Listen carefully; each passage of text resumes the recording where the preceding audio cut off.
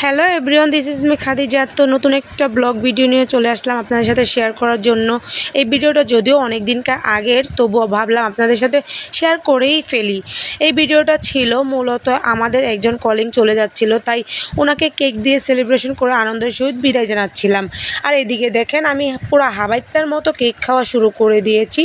এদিকে সুন্দর করে কেক টেক কেটে খাওয়া দাওয়া শেষ, ওদিকে শুধুমাত্র গিফট দেওয়ার বাকি ছিল, তো আমরা গিফটটাও দিয়ে দিয়েছি।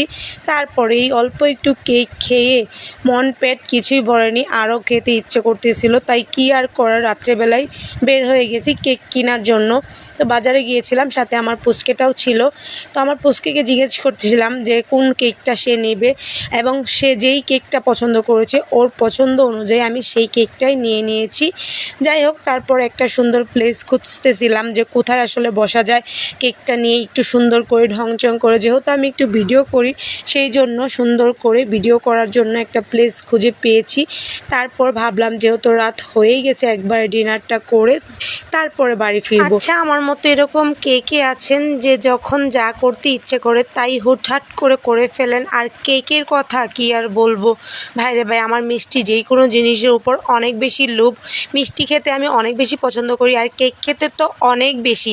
আমার মতো কে মিষ্টি এবং কেক লাভার আছেন অবশ্যই কমেন্ট বক্সে জানাতে ভুলবেন না। দেন আমরা কেকটা